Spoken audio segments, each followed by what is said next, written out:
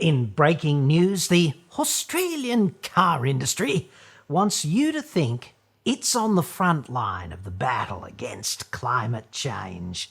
The car industry and ScoMocchio.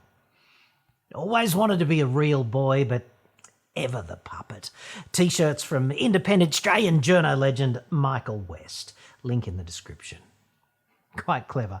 Meanwhile, the car industry fixing bayonets and protecting the planet for your children and your children's children and potentially even your children's children's children. Yes. So what I'm going to do now is I'm going to roll the intro as per usual.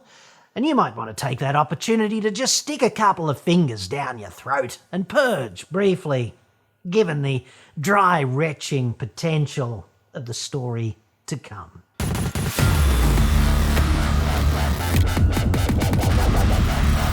I'm John Cadogan from AutoExpert.com.au and I get new cars cheap.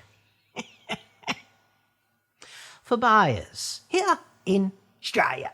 Website for that, obviously. Or you can just click the card that's up there now.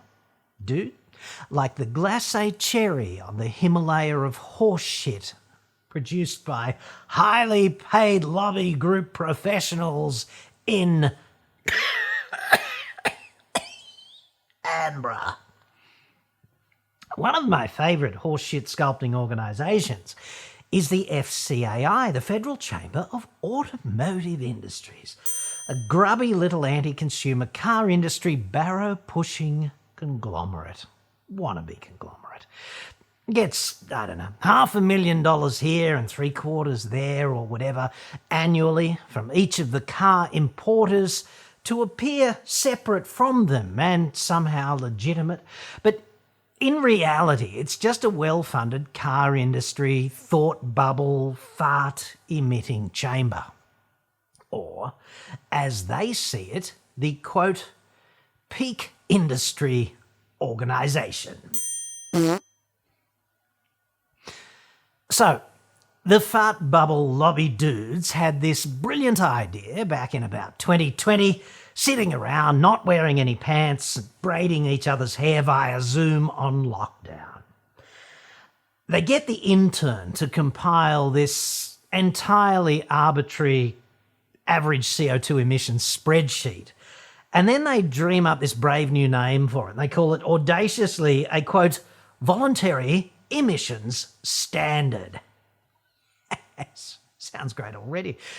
Fast forward to yesterday afternoon at approximately beer o'clock, which is about 10 a.m. in Canberra, for lobby group professionals and public servants. Like, the day's work is basically done, obviously. It's backslapping time. And all of a sudden, using the arcane Jedi-like power of lobby group, let's call them alternative facts, this ad hoc dipshit CO2 spreadsheet becomes an industry triumph, winning the battle against carbon dioxide. It's not just the intern doing data entry any longer, right? It's brave car makers independently forging ahead to wage war on climate change, while ScoMocchio is too busy, obviously, sucking on the gas industry's teat currently, hell-bent on ruining the artesian basin for eternity. Like, what do we need that for anyway? Have you seen all this rain we've been having lately? Jesus. Mainly for our lobbying heroes deep in the fart bubble, this spreadsheet is a predominantly Toyota fellating exercise because the FCAI is increasingly the tail on the dog of Toyota's PR machine. And don't the other car makers just love it? Like, dude, the chair of the fart chamber is also the president and CEO of Toyota Shitsville, Matty C. Which initiatives do you suppose he's going to be most enthusiastic about? Probably the bullshit ones that make the king of mediocrity look like Mother frickin' Teresa, I'd suggest. As I understand it, Matty C and T-Dub soon to release a dubstep remake of will.i.am and Usher's 2010 classic OMG. Yes. Honey got a booty like pow, pow, pow. She was dancing sexy, pop, pop, poppin', dropping low. Yes. Who doesn't want that? Like, it's prophetic stuff, isn't it? Pretty sure that would have been the opener to Romeo and Juliet, now that I think about it. If only Shakespeare had been smart enough and creative enough to think of those words first. Fart Bubble Chief Executive Tony Webber said that these CO2 results demonstrate the automotive sector's drive to innovate and adapt to the need to combat climate change. A T-Dub approved statement about what T-Dub said there, which is oddly Inception, isn't it? Like, did he actually say that? And if so, does the industry approve of others knowing that he said that? Vexed questions. He probably had a meeting with himself to discuss all that, like before 10. Best done with a clear head, obviously. T-Dub is, of course, awe-inspiring to me. I love him like a brother. Like, I used to want to come back as Clint Eastwood, okay, after death. Like Dirty Harry Clint Eastwood. But now, dude, I'm really not so sure about that. So, just to recap, okay, the intern got the emissions data together and the fart bubble proposed CO2 targets for the industry that the industry was already achieving. And this is, all of a sudden, by magic, the Battle of the Bulge, only with the car industry playing Germany and climate change as the allies. Okie dokie? The facts are, however, that you could count on one fucking hand the number of people employed by car makers here in Australia whose role is actually combating climate change. In contrast, if you want to get all the sales dudes together, you'd best book yourself a stadium. The car industry actually does not give a shit about climate change. And that's a metric shit too. The big one, like multiples of 10, dude. They just want to sell cars. If they can convince you a car is green or sustainable, renewable, or emission zero, whatever, like, they know all the buzzwords, don't they?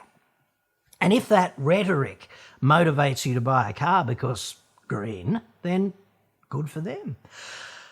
But being green and seeming green, I'd suggest, are two vastly different things. As for actual green environmental virtue, taking actual steps to battle climate change, they're sucking on a profoundly dry tank. But not according to T-Dub. Fart bubble member companies are making significant advances in emissions reduction technology with every new model release in their efforts to lowering emissions and meeting the increasing customer demand for zero and low emission vehicles, from full electric through to hybrid and fuel efficient internal combustion engines. He is the Luke Skywalker of spin, in my view. So, at the risk of being just a little "no, I am your father" on this one.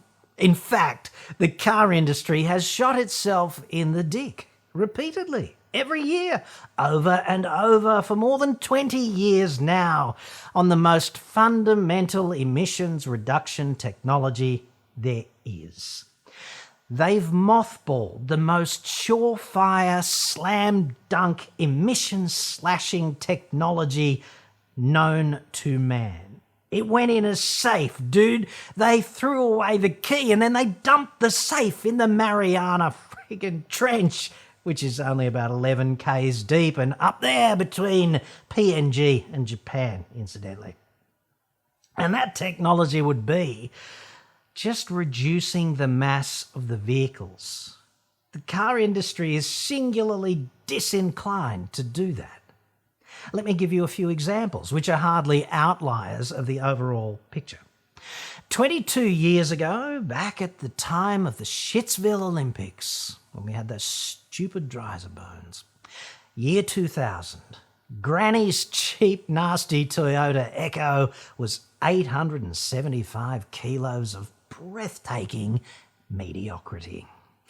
Today, the equivalent car is the equally hard-to-love Toyota Yaris, and it's 23% heavier, apples for apples. A Mazda 323 from 2000 has been replaced by the Mazda 3 of today, and it has porked right up too. 20% chunkier right there, mainly on the thighs and the arse, as I understand it. The biggest vehicles, right, take Hyundai Santa Fe, for example, it's put on 17% in 22 years. So it's not seeing its prong in the shower anytime soon, is it? Like, think it's still down there? Even environmental darlings like the Prius, which didn't actually lob here until 2001, it's gained 12% more adipose tissue between then and now. All of that additional heft in all of those vehicles, the plastics, the steel, the glass, the electronics, you've got to mine the raw materials and then manufacture them into widgets, all at a substantial environmental cost. And of course, you have to burn more fuel to get that car from A to B when all of that extra stuff becomes part of yo heavier car. While our future is full electrification, our short-term pathway to achieving emissions reduction will encompass a range of technologies available. This includes hyper-efficient internal combustion, plug-in hybrid, and full battery electric options. Our message to government is simple. You give us the target, we will give you the technology to get there. Jesus H. That has to be one of the most inspiring brain farts which I have ever heard. Personal opinion. To boldly go where no fart bubble representative body has gone before. Engage. Take us out there, Mr. Dub, on dilithium ion pow. Power.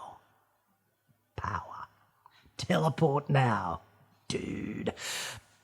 That's actually the first time that I've ever seen an industry lobby dude down on his knees, metaphorically, begging a government to jam in even more regulation. Just what every industry wants, typically.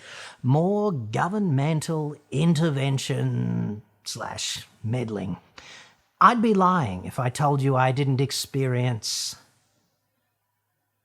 vestigial leakage when I first read that part of the press release. Even now, like a little. Inconveniently, however, in the domain of facts and physics, it's entirely clear that the car industry has an obesity problem. And it's multi-layered, kind of like this, right? At the most fundamental level, 200 kilos of humans inside a machine that weighs 1.5 to 2 tons, typically, going from A to B, that's an advertisement for how to fuck up massively on efficiency. This is why efficient first world mass transit systems are so vital to battling emissions, because they invert the payload to vehicle mass ratio. They move more people with less energy per person kilo, right? Meanwhile, here in Sydney, of course, we have a bit of rain and the entire Dickensian train system just shits the bed. So there's that. And the people responsible, they just duck for cover and they wring their hands. It's both disgusting and disgraceful. Our commuter rail system is emphatically shit when it's working, and it's even worse when it's not. But cars, right, and I love cars, I always have, they're simply a fucked way of getting tens of thousands of people to the same destination, i.e. downtown at 9 a.m. sharp, and then all out of there in unison after 5. It's just hopeless, as evidenced by the predictable, infinitely frustrating, life-wasting gridlock going both ways for those sufferers. That's not driving, dude. That's just wasting your life in traffic. So, if you want effective climate action, best get off yo derriere and demand better mass transit systems from governmental dickheads. And also, it might be a good idea simply to live a bit closer to work.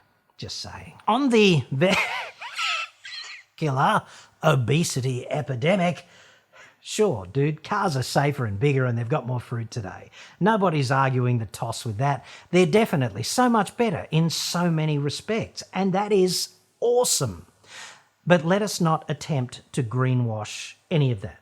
If you add 20% more beer gut to every car, it's going to require 20% more energy to get that car up that hill, equals 20% more CO2 than a lighter car with equivalent tech. That's just how this rolls. There's no getting around it. The car industry is a long-term conspirator in a global vehicular obesity epidemic because that's what consumers want. And in fact, ordinary cars are dying because people want SUVs, and SUVs are bigger and heavier. This is why the RAV4 hybrid is so friggin' popular today. People want SUVs. But some of those people also want to believe that they can have their SUV and also help save the planet at the same time with Toyota's bullshit self-charging hybrid voodoo. And I suppose if you didn't pay enough attention at school, and let's not forget, here in Australia, it remains disgracefully cool to be rather the dumb shit, doesn't it? If you are that dumb shit, you can easily convince yourself that you can have that lardy-assed SUV and also do your bit to save the planet.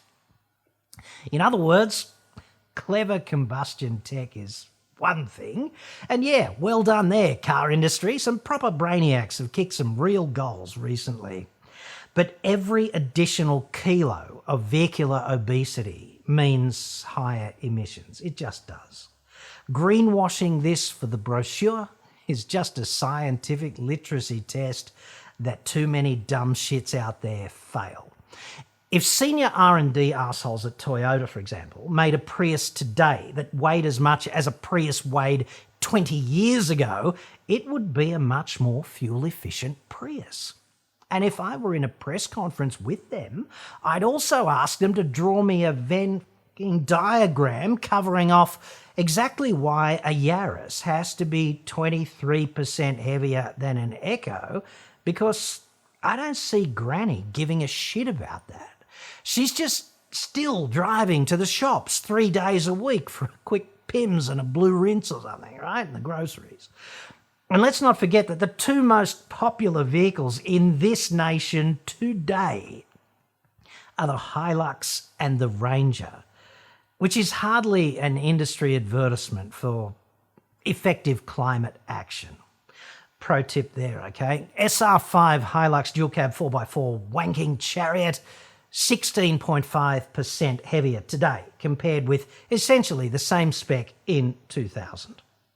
And yeah, before you say it in the comments, I own a fairly obese dual cab ute and a somewhat equally lardy-assed 7-seat SUV. So am I part of the problem? Maybe. The difference here is I don't make any grandiose claims about my quest to save the planet with my vehicle selection choices. Via the Toyota-sponsored industry fart bubble, the car industry wants you to know that it is like bravely out there, dude, delivering the technology to get the job done, going to battle on the back of a fleet of morbidly obese Hiluxes and Rangers. And here's the intern spreadsheet that we're going to sex up to legitimise that. Calling on the government to compel the industry to do exactly what it's already doing, which would be much less than all that they could be doing. Perfectly aligned with current federal and state government climate initiatives. Yes. It's beautiful, dude. And by beautiful, I mean it's a smokescreen, right? They want a government mandate to continue doing basically fuck all about climate while telling you presumptuously that they're on it, even though it's really just business as usual. Saving that planet, riding that tsunami to a green future. And all you have to do is get on board and buy yourself a shiny new car. Who doesn't want that? Meanwhile, humanity obviously doesn't get to consume its way out of a bona fide climate emergency.